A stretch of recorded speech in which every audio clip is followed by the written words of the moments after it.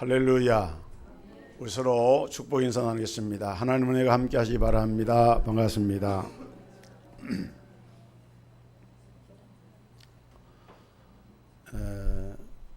현대인의 최대의 관심사는 아무래도 건강인 것 같습니다. 그래서 요즘 사람들이 건강을 관리하기 위해서 운동도 많이 하고 또 다이어트도 하고 또 음식도 이렇게 좋은 음식을 찾아서 먹고, 그래서 어쨌든 건강을 위해서 많은 사람들이 노력을 합니다. 사실 건강만큼 중요한 것이 없다 할 정도로 우리 몸이 건강한 것은 대단히 중요한 일입니다. 그래서 이런 말이 있죠. 재물을 잃는 것은 적게 잃는 것이고, 명예를 잃는 것은 절반을 잃은 것이고, 건강을 잃는 것은 모든 것을 잃은 것이다. 이런 말까지 사람들은 합니다. 그래서 저는 그 말에 그렇게 한편은 공감하면서도 절반은 공감하면서도 그러나 꼭 그렇지만 않다라고 말씀을 드리고 싶습니다. 왜냐하면은 비록 육체적으로 좀 건강하지 못하더라도 얼마든지 그 삶을 행복하게 누리면서 사는 사람들이 많이 있습니다. 또 건강하다고 해서 건강 이꼬르 행복 이런 등식이 꼭 성립하느냐? 저는 그렇지는 않다고 봅니다. 물론 우리 성도들이 다 건강하기를 바라고 또 하나님의 은혜 속에서 이런 복을 누리시기를 원합니다마는, 그러나 이 건강이라고 하는 것, 그것보다 더 중요한 것이 있는데, 그것이 뭔고 하면은 우리가 예수를 잘 믿고 영생을 얻어서 구원의 복음의 진리를 깨닫고 영원한 하나님의 나라를 기업으로 누리는 것, 이것보다 소중한 것이 없는 거예요. 여러분, 진시황은 늙지 않고 죽지 않기 위해서 불로초를 구하고 불사액을 구했지만은 기록에 보면은 진시황은 50살밖에 살질 못했어요. 성경은 말합니다. 너희 인생이 무엇이뇨? 너희는 잠깐 보이다가 없어지는 안개니라. 그렇습니다. 아무리 건강을 해도 100세 시대를 살면서 100세의 장소를 누려도 그 100세라고 하는 것이 과연 영원한 생명에 비교할 때 그것이 얼마만한 가치가 있는 것인가? 정말 중요한 것은 우리가 그렇기 때문에 복음의 진리를 바로 깨닫고 예수를 믿어서 구원의 복을 누리고 영원한 생명의 이 구원의 복을 누리는 것, 오늘 이것보다 더 귀한 복이 없는 줄로 믿습니다. 하나님께서 이런 은혜와 복을 오늘 우리에게 주셨어요. 특별히 오늘 성경은 하나님께서 오늘 봉독할 말씀 보면은 우리를 치료하시고 영육간에 온전한 사람이 되게 하기 위해서 요구하시는 귀한 처방전이 있다는 사실을 발견하게 됩니다. 우리가 육체도 건강해야 되지만은 우리 영혼도 강건하게 살기 위한 하나님의 처방전이 무엇이냐? 그것은 바로 먼저 자기 자신의 이 실체가 어떤지를 바로 보아야 한다는 거예요. 나라고 하는 존재의 실체가 무엇인가 하는 것을 바로 알아야만 된다는 거예요. 여러분, 세상에 질병학에서 질병으로 분류되는 질병이 한 6천여 가지가 있다 그래요. 그러니까 사람이 일평생 살면서 이런 질병에 걸리지 않고 건강을 유지한 채로 일평생을 산다고 하는 것은 실제적으로는 이것은 불가능한 거예요. 사람은 저마다 다 이런 모양 저런 모양으로 질병에 노출이 되고 또 노쇠해지고, 그리고 결국은 이렇게 노쇠와 이런 질병으로 죽음으로 종국을 맞게 되는 것이 인생이라고 할 수가 있습니다. 중요한 것은 우리가 하나님 앞에서 나라고 하는 존재의 이 실체가 어떤 것인가 하는 것을 바로 깨달아야 하는데, 이것을 알지 못하면은 문제에 대한 해결책이 없다. 치료를 받으려고 하면은 먼저 우리가 어디가 아픈지를 알아야 되는 것 아니겠습니까? 그래서 우리 병원에 가면은 의사가 묻습니다. 어디가 아프신가요? 하고 물어요. 그럴 때 물을 때 자기 증상을 얘기합니다. 뭐 열이 난다든지 뭐 다리가 이렇게 아프다든지 자기 증상을 소속들이 다 얘기를 해야 돼요. 부인들도 부인병이 있으면 그런 것을 전부 그대로 의사에게 이제 문진을 통해서 사실을 알려줘야, 그래야 의사가 거기에 맞는 처방을 하게 됩니다. 창피하다고 숨기면, 감추면은 길이 없어요. 여러분, 우리가 인생을 살아가면서 보면은 목사인 저도 순간순간 저의 모습을 보고 스스로 이렇게 실망을 할 때가 있어요.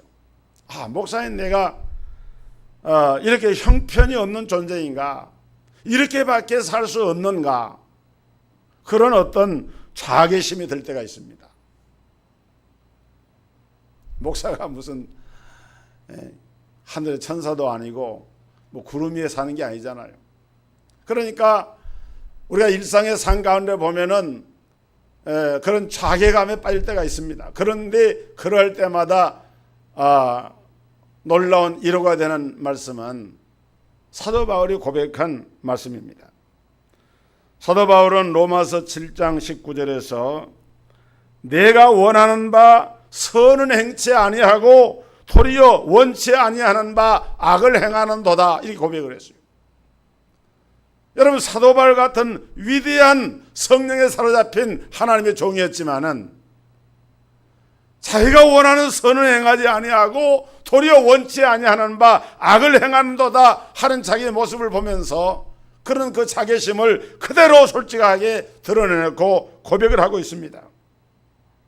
로마서 7장 3절 이하에 보면은 또 내 지체 속에서 한 다른 법이 내 마음의 법과 싸워 내 지체 속에 있는 죄의 법으로 나를 사로잡아 오는 것을 보는도다. 오호라 나는 공고한 죄인이로다. 누가 나를 이 사망의 몸에서 건져내랴.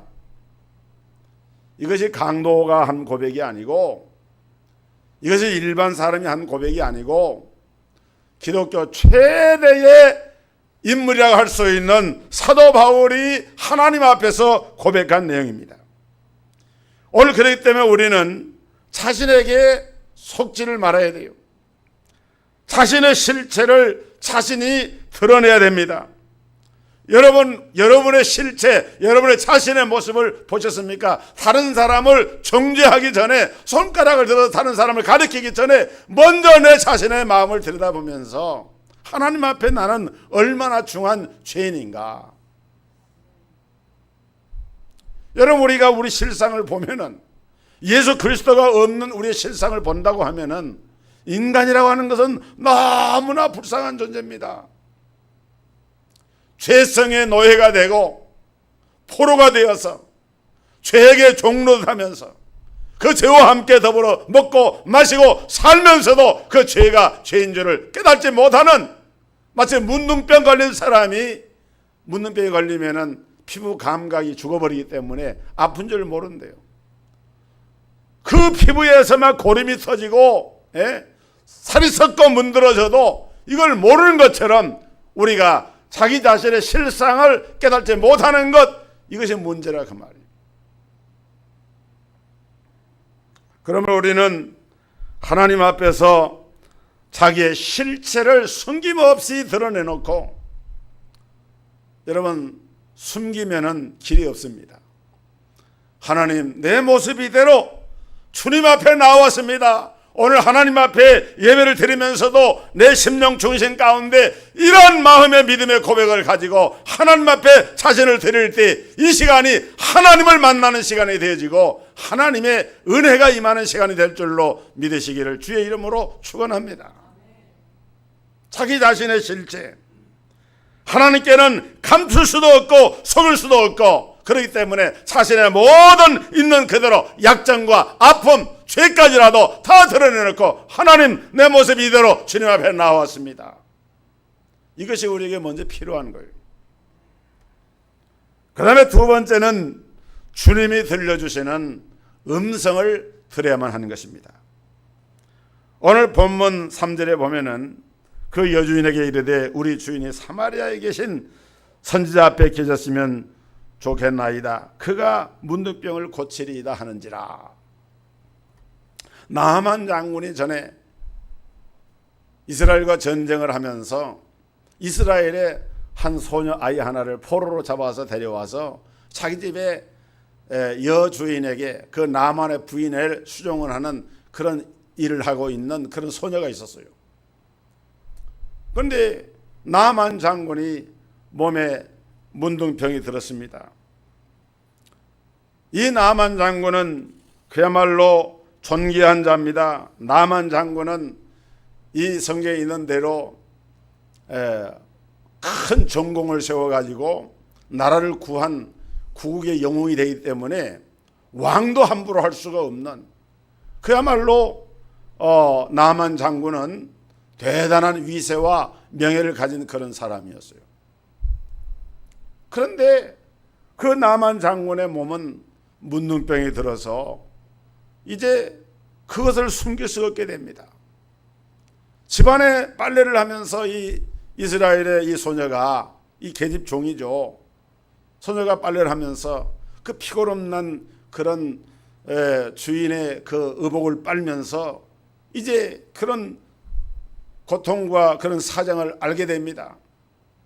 그래서 자기는 숨겼지만, 나만 장군은 숨겼지만 이제는 그 가족들이 알게 되고 이 이스라엘 소녀도 알게 되고, 그래서 이스라엘 소녀가 그때 그 자기 여주인에게 하는 말이, 여주인님, 우리 주인님이 이스라엘에 있는 선지자를 만나 보면은 이 병을 낫게 할 것입니다 하는 놀라운 이야기를 전한 거예요.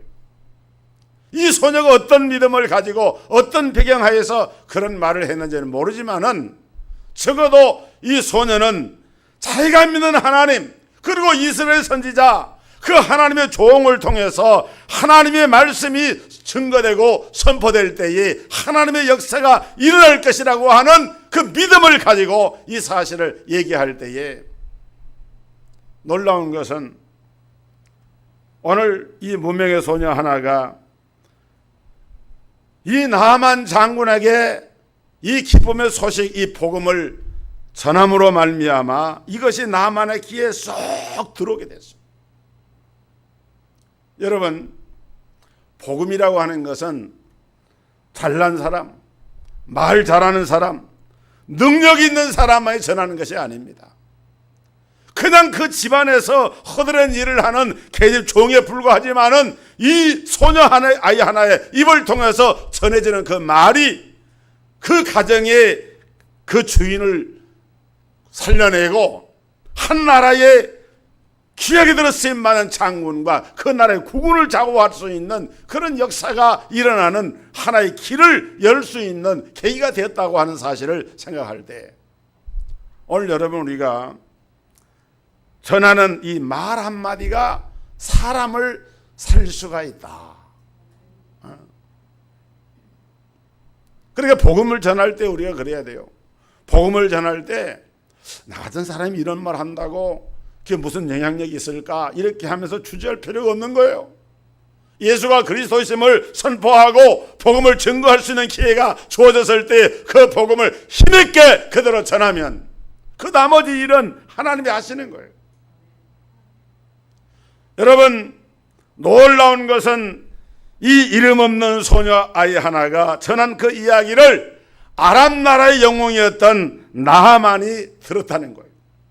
그리고 그는 지푸라기라도 이제 붙잡는 그런 심정을 가지고 이 나하만은 그 말을 받아들이게 됩니다. 나하만은 자신의 실체 앞에서 낮아졌습니다. 자신의 실체를 적나라하게 들여다보는 사람은 그처럼 낮아질 수가 있는 거예요. 여러분, 한국에 지성이라고 일컬어지는 이혜령 선생이 있습니다. 저도 젊은 시절에 그 이혜령 선생의 이렇게 글을 읽으면서 어쩌면 이렇게 사람의 마음을 이렇게 감동을 주는 글을 쓸 수 있을까? 굉장히 그분의 문학 세계를 동경하고 좋아해서. 그런데 이분은 무신론자에 가까운 사람이었어요. 아주 지성으로 무장이 돼가지고 영성에 관한 이런 것들은 귀를 기울이지 않아요. 영적인 세계는 모르는 거예요. 그러니까 지식은 많고 학문은 깊고 문학의 소양은 그야말로 사람들의 마음을 봄바람에 춤을 추게 하는 것처럼 이렇게 움직이는 감동을 주는 명문장가였고 이런 지식인이었지만은 그런데 그는 복음을 알지 못했습니다. 영적인 세계는 무지했어요. 그런데 이 이어령 선생이 어느 날 자기의 마음의 문이 열리기 시작을 합니다. 그분의 딸이 안수를 받은 목사님, 원래는 대학의 교수였고 강의하는 분이었는데 병을 앓으면서 복음을 받아들이고 그 복음을 통해서 새로운 세계를 발견하고 국제 변호사로 세계 무대에 활동하는 그런 분이었는데, 그런데 그 자기의 딸이 그렇게 예수 그리스도 앞에 무릎을 꿇고 하나님의 복음을 받아들인 역사를, 그것을 지켜보면서 이분의 마음이 자기의 그 아성처럼 굳어져 있던 그 지성의 그 모든 성곽을 그야말로 무너져 버리고 예수 그리스도 앞에 무릎을 꿇게 된 거예요. 여러분, 복음이라고 하는 것은 이렇게 놀라운 능력이 있는 것입니다. 나만 장군의 입장에서 볼 때 그가 문둥병으로 고생할 때 아마 그 나라의 쟁쟁한 의사들이 왕진을 하고 쟁쟁한 그 민방이나 여러 좋은 약재들을 가져다가 이 약을 써보시오, 이렇게 해보시오 하고서 많은 소리들이 들려왔을 거예요. 그렇게 또 노력을 했을 겁니다. 그러니까 그렇게 했는데도 아무 소용이 없는데 이 여자아이의 그런 말하는 그 말이 과연 이 나만 장군의 귀에 들려오겠습니까? 그런데 어느 날 이 나만 장군이 이 여자아이의 그 자그마한 그 말 한마디가 자기 귓전을 뚫고 자기 마음속에 마치 박혀오는 화살처럼 마음에 딱 와닿네. 그래, 이스라엘의 선지자, 하나님을 섬기는 사람들이지. 그러면 그곳에 가면은 내 문제가 어쩌면 해결될지도 몰라 하는 기대감을 가지게 됩니다. 이것이 바로 하나님의 음성이 들려진 거예요. 여러분, 하나님의 음성은 성경에도 나와 있고요. 성경이 하나님의 말씀이니까 하나님의 음성 아닙니까? 하나님의 음성은 성경에도 나와 있고 또 때로는 우리의 생각과 우리의 소원 가운데도 하나님이 당신의 뜻과 당신의 그 계획을 나타내 보여주신다는 거예요. 빌립보서에 보면은 너희로 마음에 소원을 두고 이를 행하게 하시는 하나님이시니 그랬어요. 우리 마음에 어떤 소원이 있다, 강력한 소원이 있다.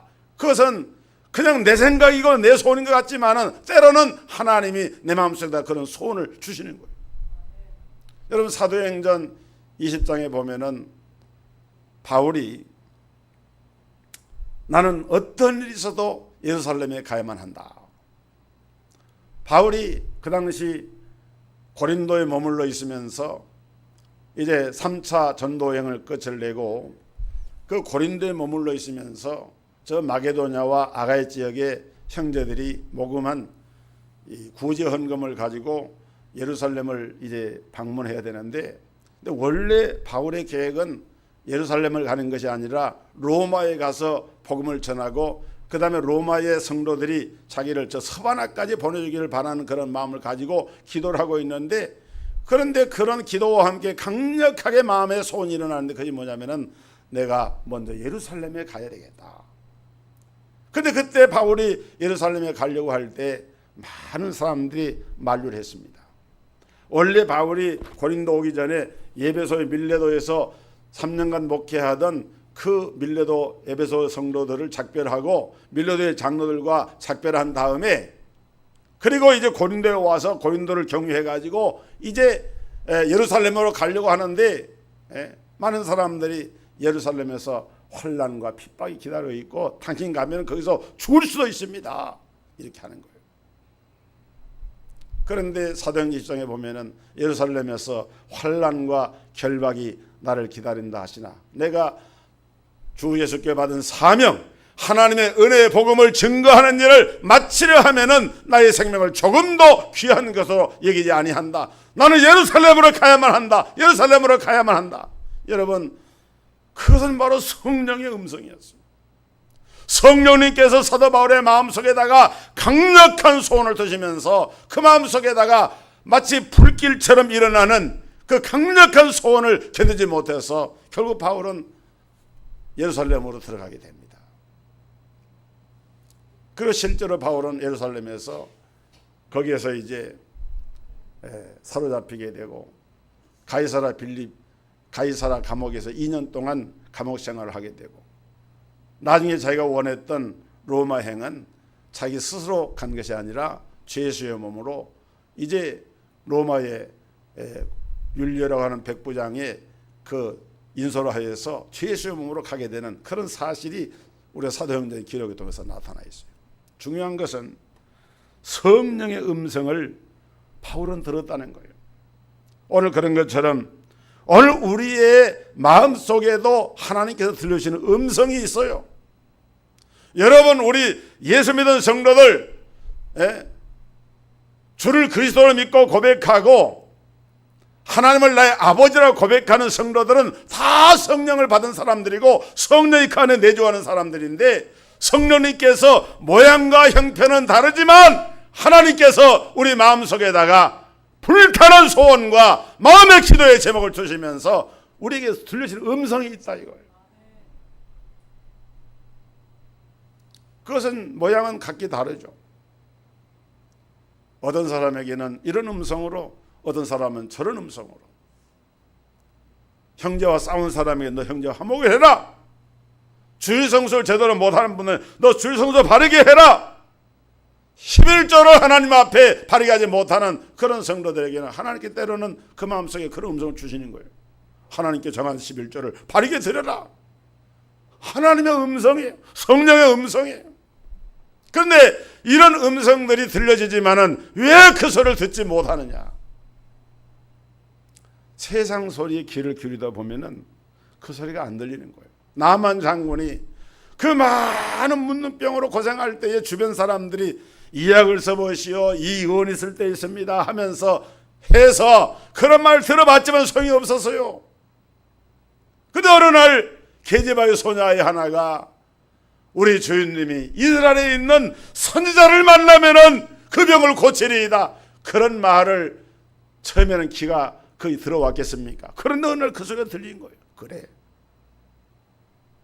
어쩌면 거기 길이 있을지도 몰라. 이게 바로 성령의 감동에 예민하게 반응하는 그런 자세인 것입니다. 여러분, 하나님께 귀를 기울여 보세요. 말씀을 묵상해 보세요. 나병은 불치병이야, 묻는 병은 절대 고칠 수가 없어. 그것은 세상이 하는 말이지만은, 그러나 이 게제바의 하나가 이스라엘의 선지자가 이 병을 고치리이다 하는 것은 하나님의 음성이고 성령의 음성인데, 다만 그것이 어린아이의 입을 통해서, 소녀의 입을 통해서 증거될 때 그 말을 믿을 수가 없는 말이었다는 거예요. 놀라운 것은 나만 장군은 그 소리에 귀를 기울였습니다. 겸손히 기도하면서 우리가 마음을 비우면은 그때 하나님의 음성이 들려지는 거예요. 예배라고 하는 것이 무엇입니까? 하나님 앞에 우리가 지금 이 예배 시간에 세상 걱정과 우수사리와 이런 것을 가득히 안고 그걸 하나님께 맡기지 못하고 내려놓지 못한다고 하면은 우리가 그런 예배를 10번, 수번, 100번을 드린다는 무슨 의미가 있겠어요?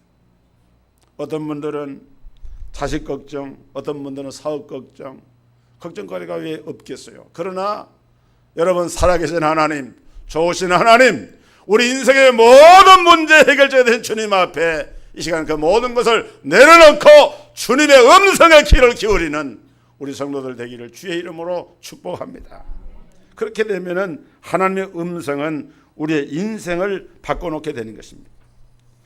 세 번째로, 우리는 마음의 교만을 벗고 겸손한 자세를 가지고 나아가야 합니다. 이 나아만은 참으로 지혜로운 사람이었습니다. 왜냐하면 어린 소녀의 의견을 들었기 때문입니다. 어린 소녀가 이렇게 말할 때 그 말을 가소롭게 여기지 않고 그것을 신중하게 받아들인 거예요. 그리고 이제 바로 즉각 아람 나라 왕에게, 자기가 모시는 군주에게 가서 허락을 받습니다. 그러니까 왕이 친서까지 써가지고 이스라엘 왕에게 주는 친서를 가지고 갑니다. 그리고 이스라엘 땅에 가서도 먼저 엘리사 선자를 찾아간 것이 아니고 누구에게로 가는 왕에게로 갔어요. 왜냐하면 한 나라의 지금으로 하면 국방장관인데 왕이 그것도 가장 총애하는, 그 당시 이스라엘과 북쪽에 있는 이 아람은 서로 국경을 접하고 있고 서로 간에 이렇게 전쟁도 했던 나라들입니다. 그러니까 적어도 국방장관이 그냥 이렇게 불쑥 나타나 가지고 그 이스라엘 경내에 어떤 특정인을 만나고 이렇게 하면은 또 장관이 이동할 때 혼자 오겠어요? 수행원들이 따르고 이렇게 하는데 그게 정치적으로 문제가 될 수 있는. 그러니까 이 성경 본문도 나와 있지만은 이스라엘 왕이 깜짝 놀라서 친서를 받아 읽고 이 문둥이 고치라니까 여기 성경은 그렇게 말했어요. 내가 하나님도 아닌데 어떻게 사람을 살리고 죽을 수가 있겠느냐. 문둥병을 고치는 것은 사람을 죽고 살리는 문제처럼 어려운 문제라는 거예요. 그러니까 너희는 자세히 그걸 읽어보고 저 왕이 시비를 걸어서 전쟁을 하려고 하는 것이 아닌가 너희들 살펴봐라. 그렇게 얘기를 한 거예요. 그래서 그런 오해 소지를 없애기 위해서 이 나만 장군은 질서를 존중하고 권위를 존중합니다. 그래서 만약에 왕의 허락이 없이 바로 이스라엘로 갔다고 하면 그것도 문제가 되고, 또 이스라엘 땅에 들어갔지만은 자기 임의대로 선자를 찾아 만나게 되면 그것도 문제가 되고. 그러니까 여러분, 이 세상이라고 하는 것은 권위와 이 질서라고 하는 것이 있어요. 우리 모든 세상의 모든 만민들은 절대자이신 하나님의 권위와 그 하나님이 세우신 질서를 지키고 순종해야 되는 그런 의무가 있는 거예요. 여러분, 잘 알지 못하는 사람들이 함부로 권위를 무시하고 절차를 무시하는 그런 경우가 있습니다. 그러나 정말 나는 하나님의 권위 아래에 있다, 하나님의 절대적인 주권 아래에 있다라고 믿는 이런 사람들은요, 부모도 공경할 줄도 알고 윗사람도 존중할 줄도 알고. 여러분, 성경을 보면은 겸손하면은 하나님이 도와주시는 거예요. 목회자를 존중하고 그 권위 아래 겸손할 때 하나님께서 그런 성도들이 복을 받게 됩니다. 겸손하면 예상하지 못한 하나님의 손길이 도우심이 임하게 됩니다. 그러나 남을 무시하고 가까운 사람을 무시하고 주변 사람들 알기를 우습게 생각을 하고 권위를 가볍게 여기고, 여러분, 이런 사람들은요 되는 것 같지만은 잘 되질 않아요. 그래서 이 지금 나만 장군이 이 병을 고치기까지 그 일거수일투족의 행적을 따라가 보면은 우리가 배울 점이 참 많은 거예요. 그런데 이 나만 장군이 이렇게 자기를 낮추고 이제 엘리사 선지자를 찾았는데, 엘리사 선지자가 나만 장군을 그 대하는 태도가 아주 불량했습니다. 자기가 볼 때는 불량했어요. 그래서 내 생각에는 그런 말이 나오죠. 왜냐하면은 이제 왕의 허락까지 받아가지고 또 이스라엘 왕의 아람 왕의 친서까지 가져와가지고 이런 절차를 거쳐서 이렇게 해서 안내를 받아가지고 엘리사 도단성에 있던 그 엘리사를 찾아간 거예요. 그런데 엘리사가 내다보지도 않고 일국의 왕이 왔는데 그냥 사환을 시켜가지고 종을 시켜가지고 저 요단강에다가 몸을 7번 씻으라 이렇게 딱 하고 내다보지도 않는 겁니다. 여러분, 솔직히 나만 장군이 여기까지 온 것도 대단한 참 모험을 하고 이렇게 온 건데, 그 말을 듣는 순간에 나만 장군이 쉽게 말하면은 머리가 뚜껑이 열린 거예요. 야, 이거는 도저히 내가 받아들일 수가 없다. 그래도 먼 데서 일국의 장군이 이렇게 왔으면은 내다보기라도 하고, 그리고 그 상처 위에다가 손을 얹고 하나님 여호와 이름을 부르면서 간절하게 기도를 해야, 그래야 병이 날 것 같은데, 그냥 한마디 딱 한다는 말이 저 요단강에 가서 몸을 7번 씻으라고 한마디 딱 하고는 내다보지도 않는 거예요. 저 같아도 내가 아무리 문두병이 걸렸어도 그런 말을 들으면은 솔직히 기분이 상해가지고 야, 가자, 이건 뭐 사람을 이렇게 취급해서 이게 되겠냐? 그럴 것 같아요. 그래 이 나만 장군이 그때 속이 상해가지고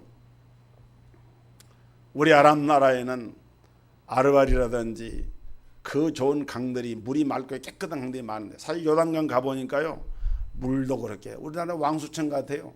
저 깊은 데는 깊은 데도 있지만은 왕수천 같아. 한강은 저리 가라고 왕수천 같아. 이런 개울물이에요. 거기 가서 몸을 씻으라. 그러니까 나만 장군이 돌아가자는 거예요. 그런데 여러분 엘리사 선지자가 그렇게 말한 건 이유가 있었습니다. 엘리사는 하나님의 종입니다. 엘리사가 어떤 자기가 영적 권위를 가지고 세속권을 제압하려고 하는 그런 생각을 가진 것이 아니고 엘리사는 그 과정에서도 과연 나만이 하나님의 말씀을 지켜 순종하는지를 보고자 한 거예요. 정말 겸손한 태도를 가지고 하는지를 보고자 한 거예요. 왜냐하면 나만 장군이 한 말이 있으면 11절에 보면 내 생각에는 그 내 생각을 버려야 되는데 여러분 내 생각을 가지면은 하나님의 역사가 일어나지 않는 거예요. 우리가 저마다 자기 경험이 있고 자기가 생각하는 주관이 있기 때문에 하나님의 일을 자기 생각을 가지고 이렇게 재단하고 평가하고 이렇게 할 수가 있는데 그것을 하나님은 원치 않는 거예요. 지금 엘리사는 엘리사가 무슨 병을 고치는 게 아니잖아요. 하나님이 고쳐주시는 거예요. 요단강 강물이 고치는 게 아닙니다. 요단강 강물이라고 하는 것은 하나의 수단과 방법에 불과한 것뿐이고 그것이 요단강물이 됐든지 한강물이 됐든지 하나님이 가라 할 때 가면 되는 거예요. 그것이. 그런데 그걸 안 하는 것이 그게 교만이라는 거예요. 그러니까 엘리사는 그 교만을 본 것입니다.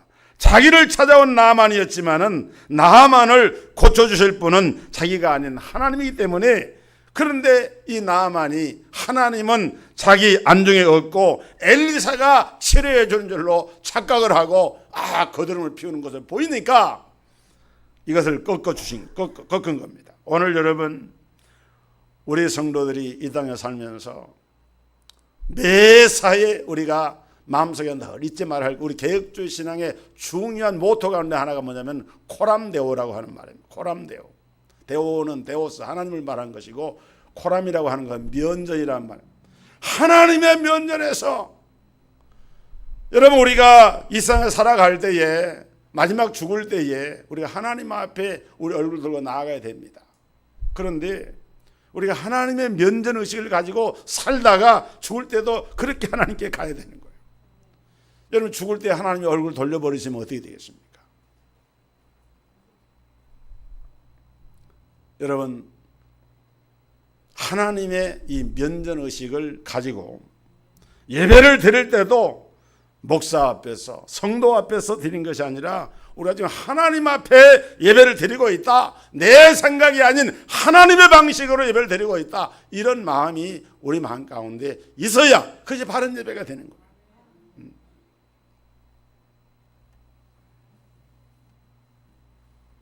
오늘 하나님께서 우리 성도들을 붙드셔서 여러분 나아만은 결국은 과정은 그래 했습니다마는 순종을 하게 됩니다. 어떻게 순종합니까? 여기 보면은 막 돌아간다고 난리 치는데 13절에 보면 그 밑에 종들이 나와서 말하여 가로되 내 아버지여 선지자가 당신에게 큰 일을 행하라 말하였다면 행치 아니하였으리까 하물며 당신의 이르기를 씻어 깨끗하게 하라 함이니까. 여러분 사람이 인생을 살아가면서 중요한 것이요 주변에 자기 측근에 있는 사람 가운데서요 지혜로운 사람이 꼭 하나는 있어야 되겠더라고요. 그 사람이 남편이 되든지 아내가 되든지 부모님이 되든지. 그래서 신앙생활은 독불장관이 없어요. 우리가 왜 신앙을 공동체가 필요한 것이냐?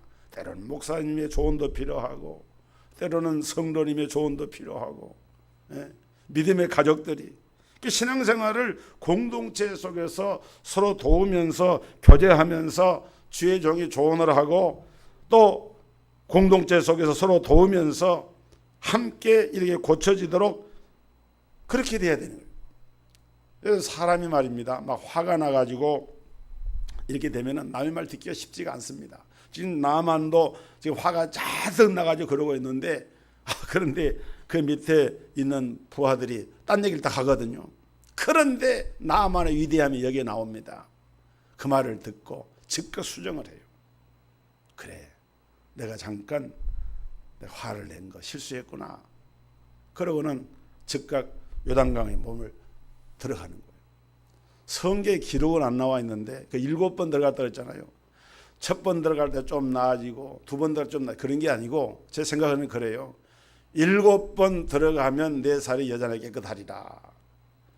요단, 여러분, 여리고성이 무너질 때도 7바퀴를 돌았는데 한 바퀴 돌 때 7분의 1이 무너진 게 아닙니다.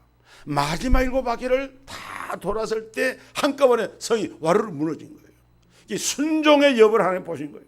하나님 앞에 이 나만 장군의 이 문둥병, 천형의 병이라 일컬어지고 도저히 고칠 수 없는 병이 여겨졌던 그 병이 고쳐진 것도 하나님의 말씀에 순종할 때 즉각적으로 그 역사가 일어난 줄 믿으시길 바랍니다. 이 축복이 우리 성도들과 함께하기를 주의 이름으로 축원합니다. 거룩하신 아버지 하나님, 우리가 인생을 살아가면서 육신의 질병, 마음의 병, 영의 병, 많은 질병에 노출이 되고 고통을 당하게 되는데, 나만은 문둥병에 걸려서 큰 용사였지만은 고통 가운데서 이스라엘의 계집종의 말을 듣고, 그리고 나아가서 겸손하게 그 말씀을 청정함으로 고침을 받고 변화를 받고 새로운 삶을 살게 되었습니다. 우리의 구원의 주님은 오직 예수 그리스도이십니다. 생명의 주 예수 그리스도를 우리의 마음의 중심에 모시고 주님의 말씀에 귀를 기울이고 성령의 음성에 순종하고 나아가게 될 때 하나님께서 우리 삶 가운데 이런 기적과 능력이 나타나게 하여 주실 줄로 믿습니다. 우리 성도들을 강하고 담대한 믿음으로 붙잡아 주시고 하나님 앞에 영광을 돌리는 삶을 살게 하여 주옵소서. 예수 그리스도 이름으로 기도하옵나이다.